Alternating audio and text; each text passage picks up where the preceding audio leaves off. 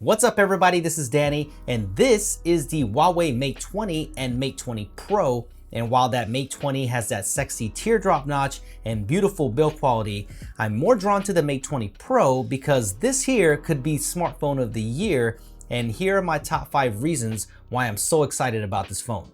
First, let's talk about the design and specs.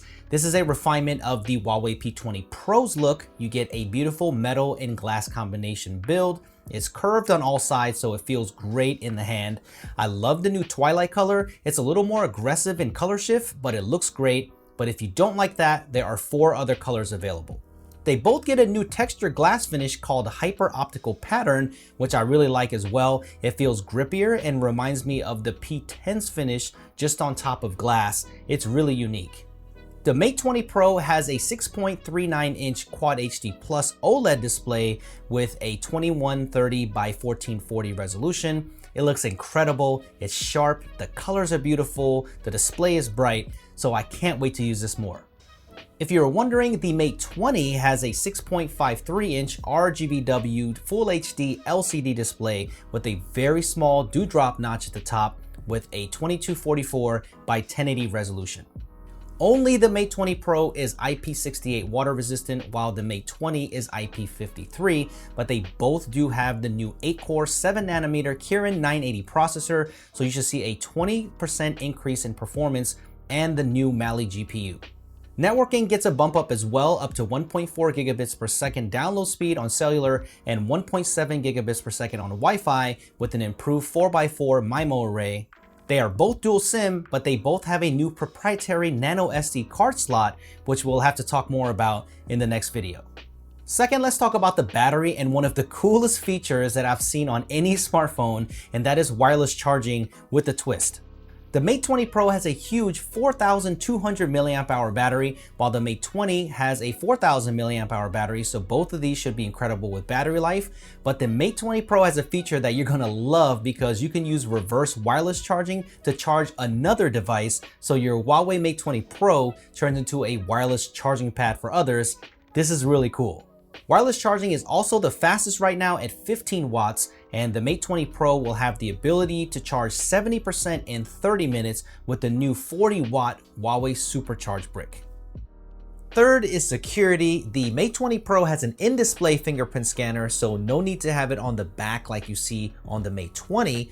I'm so glad this is here. I can't wait to try this out more and let you know how good it actually works. And on the front, you have a sensor setup that looks very familiar to the iPhone with 3D scanning ability, dot projector, and IR camera, so you can use more secure facial recognition. I'll be sure to test this out for the full review, so make sure you stay tuned for that.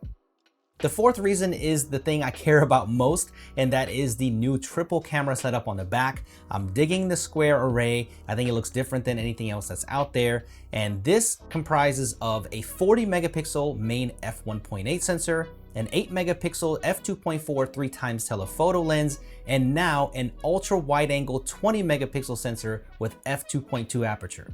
This is the dream triple camera system for me. It has everything that I need. All of the great things like night mode are still here for incredible low light pictures, portrait mode, and open aperture for that nice background separation. I'm really excited to use this more because this new camera system looks like a beast.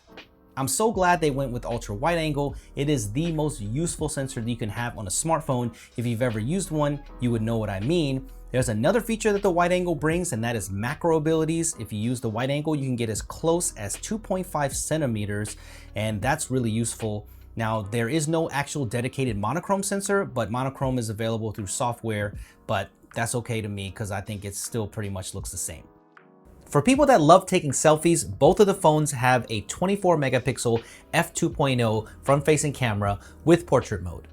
The final thing is software. You get EMUI 9.0 on top of Android Pie, so that is nice to see. I think all flagships should be launching with Android Pie, so I'm glad to see that here. You also get an extension of desktop mode. You can now do that wirelessly, which is awesome. I covered this on the EMUI 8.0, which is cool because you can use your phone as a desktop PC to get work done or do schoolwork. And I love that you can just eliminate the wires now through this process. It's more convenient. And the settings have also been cleaned up to make things more simple. It still looks like EMUI though, but we'll see in the future. I'm glad that they're making improvements to the software. one step at a time. There's going to be much more extensive coverage, especially unboxings, camera comparisons, and even a comparison between the Mate 20 and Mate 20 Pro, so you can see the real differences in between them. They're two different phones, so make sure you subscribe for more. Let me know what you think of these two devices and if you agree that the Mate 20 Pro is looking like smartphone of the year, and I will see you guys in the next one.